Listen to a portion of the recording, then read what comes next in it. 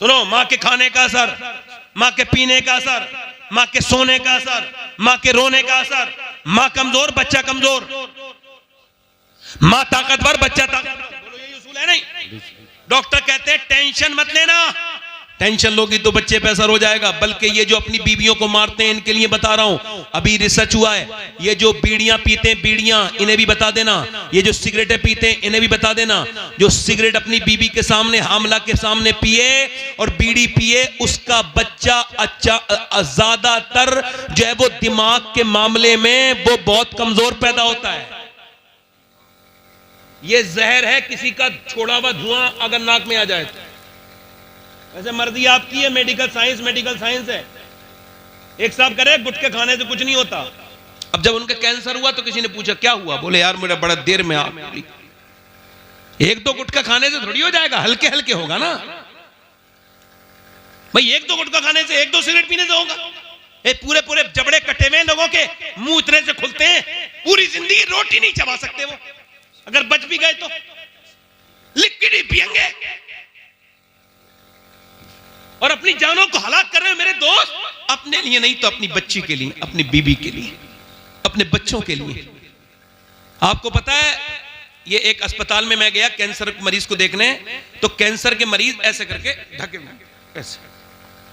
अब जब ऐसे करके ढके हुए थे तो समझ रहे हो, अब उन्होंने ऐसे करके खोला डॉक्टर के पास जाने से पहले, तो डॉक्टर के वो आया कंपाउंडर, उसने कहा खोलो, खोला तो उसने स्प्रे मारा।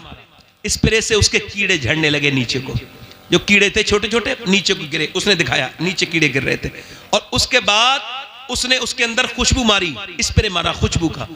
अब डॉक्टर देखेगा, ये जो डॉक्टर है ना कैंसर देखने वाला, इसे तेरी जिस्म की बदबू पसंद नहीं। तूने जरा से शौक में ये क्या कर बैठा मेरे जवान? तेरे नबी ने तो ये कहा था कि तू वुजू करे तो 3 बार कुल्ली करना। इस्लाम ने तो ये कहा था कि जब तू सोए तो मिसवाक करके सोना, और जब उठे तो पहला काम मिसवाक करके। और तूने अपने मुंह में ये गंदी चीजें रख ली, तू गुटखे खा के सो गया। ओ मेरे दोस्त, नहीं मेरे भाई, नहीं। मैं क्या कह रहा था, माँ बाप का असर पैदा होने के बाद नहीं। हार्वर्ड ने रिसर्च किया कि बच्चे पागल कौन हो जाते हैं, पागल होते हैं पैदा होते ही, वो बेकार होते हैं। उन्होंने कहा ये वो बच्चे हैं जब अपनी माँ के पेट में थे, इनके बाप ने इनको मारा, जब मारा तो पेट के बच्चे पे असर हुआ, वो पागल पैदा हुआ। इसका मतलब ये है कि जब और डॉक्टर के पास जाती है औरत, और डॉक्टर कहता है तुम अगर चाहती हो बच्चा ताकतवर पैदा हो तो ऐसा करना कि तुम ऐसा करना, ज्यादा आयरन की चीजें खाना, जैसे बादाम खाओगी आयरन है, जैसे आप खाओगी सेब खाओगी आयरन है उसके अंदर। अगर आप ये चाहती हो कि आपका बच्चा ज्यादा विटामिन सी लेके पैदा हो तो उसके लिए आप लीमू को चूसना, लीमू पीना और संतरा खाना।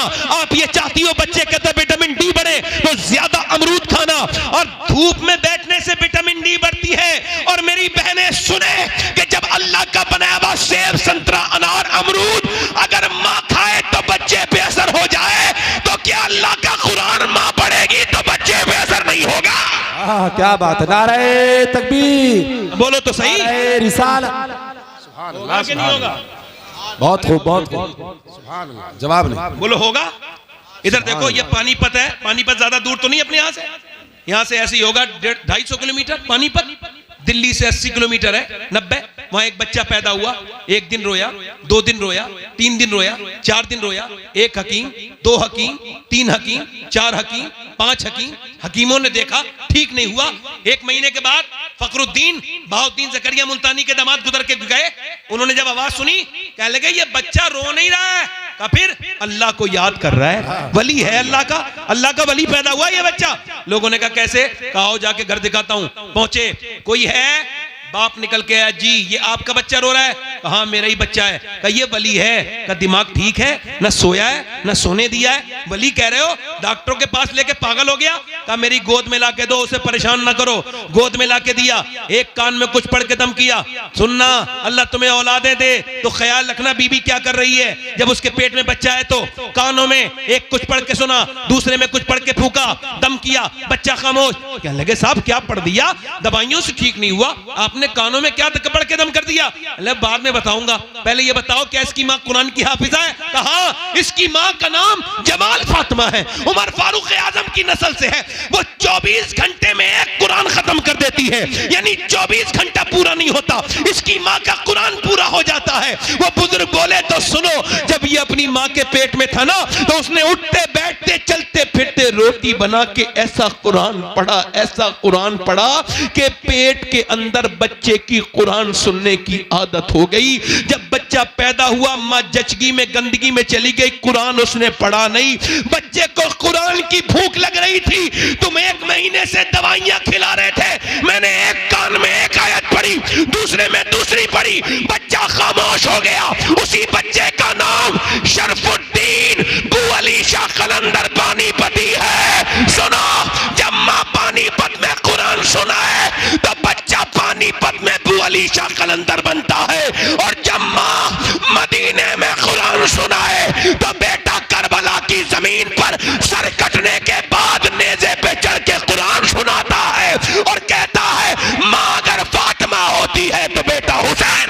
नारे तकबीर, हाथ उठा के नारे तकबीर, नारे रिसालत, बस लगे आला हजरत उलमाए अहले सुन्नत औलादे गौसे आदम सैयद शबात हुसैन साहिब क़िबला। ये कुरान तो इस कौम ने जने कहां रख दिया? अल्लाह सुभान अल्लाह, जवाब नहीं, इधर जवाब। ये कुरान तो मेरे नबी का सबसे बड़ा मौजज़ा। सुभान अल्लाह, सुभान अल्लाह, बहुत बहुत जवाब नहीं। कुरान, जो कौम कुरान को नहीं पढ़ेगी उसे बर्बादी से कोई नहीं रोक सकता। बेशक बेशक बेशक। मियाँ का दिया हुआ तावीज 3 बार उसमें मोम जामा हो गया। मैं किसी मियाँ का मुखालिफ नहीं, एक जगह में मियाँ लोगों के खिलाफ बोल रहा था, खराब मियाँ के खिलाफ, तो अच्छे मियाँ बुरे मान गए। मैंने कहा चोर की दाढ़ी में तिनका। मियाँ का तावीज, इधर देखो, कहां चले भाई? अच्छा आना, मैं कयामत तक यहीं बैठा हूं, दुरूद शरीफ पढ़ लीजिए आप लोग। मतलब 1 घंटा आदमी बैठ नहीं सकता, खत्म कर दूं भाई? दिल लग रहा है? लग रहा है दिल? जी जी हाँ बोलेंगे, बोलेंगे। नूर भाई आपको ट्रेन भी पकड़वाएंगे, बोलेंगे, जोर से बोलो सुभान अल्लाह, दिल लगा के बोलो। मैं क्या अर्ज कर रहा था, मेरी तरफ देखो। अब वो मियाँ का तावीज तो मोम जामा करके लगा दिया गले में, और उसको तो खूब इतर भी लग रहा है, और जो हुजूर का कुरान था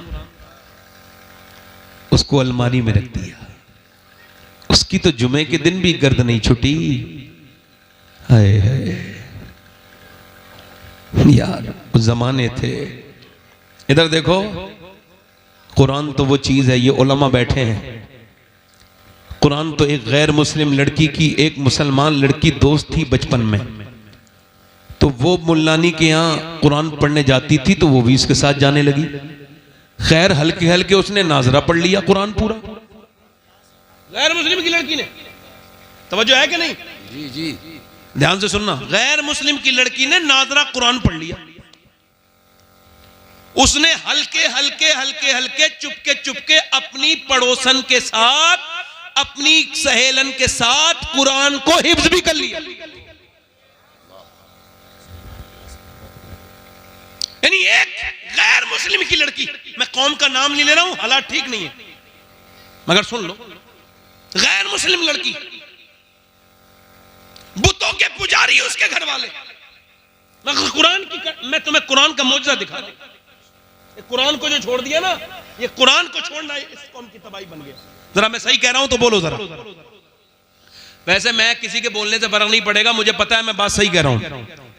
है अगर कोई मुझे दाद नहीं देता तो मुझे उसकी अकल पे अफसोस होता है, अपनी तकरीर पे अब नहीं होता।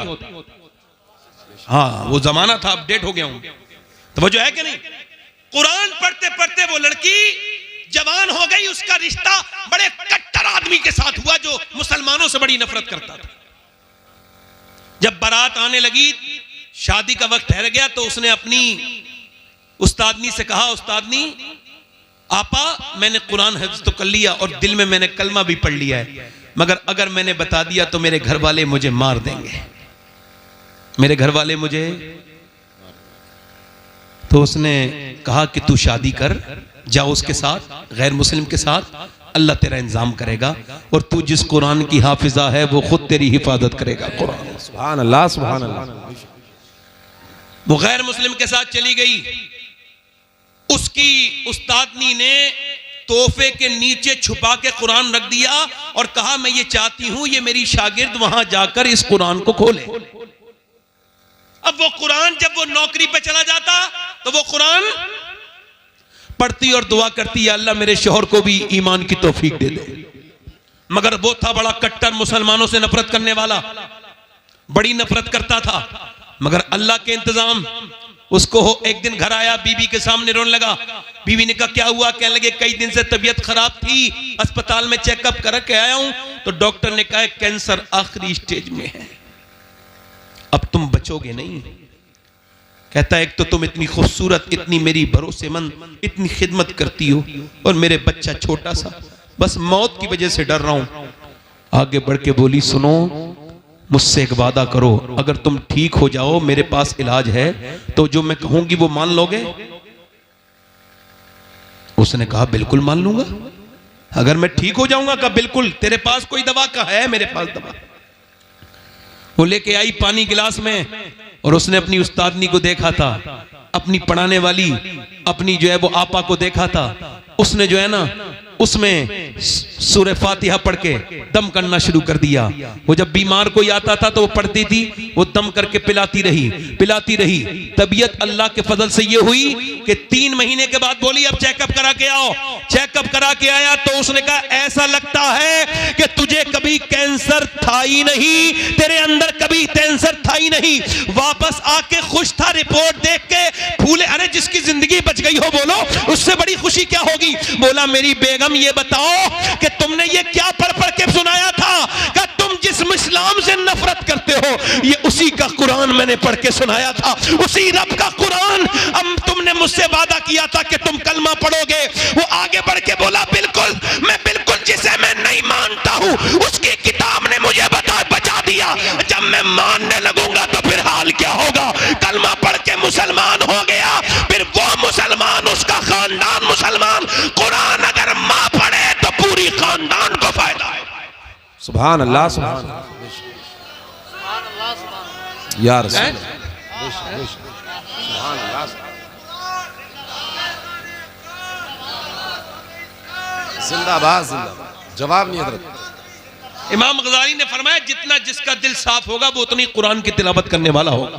बेशक बेशक, सुभान अल्लाह। अब कुरान तो इधर देखो, तवज्जो करो। लड़की बिगड़ गई, ना ना ना, लड़की तो ठीक ठाक थी, लड़की को बिगाड़ा किसने? इन्होंने कहा करबला के ऊपर बयान करो, तो लो करबला के ऊपर सुन लो। इधर देखो, अगर 6 महीने की बच्ची, 6 साल की लड़की के सर पे दुपट्टा रख दो, ईमान से कह रहा हूं जान दे देगी, मगर बड़े होकर दुपट्टा नहीं हट सकता उसके सर से। लड़की बिगड़ी नहीं, लड़की बिगाड़ी। लड़की बिगड़ी नहीं, लड़की बिगाड़ी। अरे लड़कियां तो जनाजे की रौनक है। अरे जिस घर में लड़कियां नहीं उसमें तो मौत हो जाए तो पता ही नहीं चलता मौत हुई है नहीं हुई है। बाप का जनाजा रखा है, इधर देखो, बाप का जनाजा रखा है और सब माल बांट रहे हैं, मगर लड़कियों को भी लड़ते नहीं देखा होगा। मगर लड़की तो फूल थी, मगर उसको बिगाड़ा किसने? बड़ी यार आपके यहां डिस्टरबेंस है। हमारे इलाके में लोग बड़ा समझते नहीं, अहमियत नहीं समझते। आपको खबर नहीं है मैं किस नहज पे बात कर रहा हूं, थोड़ा समझ लिया करो। मैं आपका गुलाम हूं। गुलाम वो होता है जो सुनाना चाहे, आका वो होता है जो सुनना ही ना चाहे।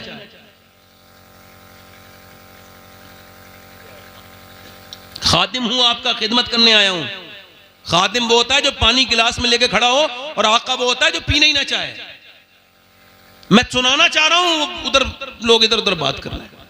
सुन लो भाई, हो सकता है मेरा आखिरी तकरीर हो सकता है मैं कल की तकरीर ना कर पाऊं, कोई हादसा हो जाए, मर जाऊं, तो ऐसा भी हो सकता है। आप में से भी कोई आदमी ऐसा बैठा हो जो आज ही आज है, कल को अल्लाह ना करे वो दुनिया से चला जाए, तो कम से कम कुछ दिल में बात तो लेके जाए ना यार। सुनो बात, लड़कियां घर की जीनत है, रौनक है। हुआ क्या, वो घर में टीवी आया, और वहीं से शुरू हो गई वो बुराई। अब 10 साल की हुई है लड़की, गंदी तस्वीर देख रही है अब्बा के साथ, अम्मी के साथ, घर में फिल्म चल रही है, अब्बा भी वहीं बैठा है बेगैरत, माँ भी वहीं बैठी, पूरा का पूरा खानदान बर्बाद है। ये वो माँ बड़ी दिल की कमजोर है, हीरो हीरोइन जब नहीं मिल रहे हैं ना तो अम्मी रो देती है बेचारी, दिल की बड़ी कमजोर है।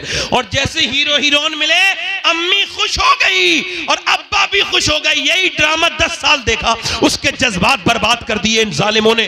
और जब उसने देखा मैं जवान हो गई, ये शादी नहीं कर रहे, वो भागी। अरे भागो तो अब्बा खुश हो जाते हैं, अम्मी भी। जब वो भागी तो अम्मी बोली हाय मेरी नाक कट गई, मैं मुंह दिखाने के लायक नहीं रही। अरे अभी तो दुनिया में दिखाने के लायक नहीं है, तू आखिरत में भी मुंह दिखाने के लायक नहीं। बेहुदा, तू जितने टीवी के सामने रोई है ना, अगर इतना अपना अल्लाह के सामने रोई होती तो तेरी बेटी भागती नहीं बल्कि तेरी सर फख्र से बुलंद कर देती, तेरा नाम ऊंचा कर देती। बेशक बेशक, सुभान अल्लाह। नाम ऊंचा। गैर मुस्लिम खुश हो रहे हैं, इधर देखो, ये भी मेरी बात जरा नोट कर लें आप लोग। गैर मुस्लिम खुश हो रहे हैं, हमने मुसलमान लड़कियां कन्वर्ट कर ली, उनका इस्लाम छीन लिया, मुसलमान को हिंदू बना दिया। और तुम्हारी औकात ही नहीं है,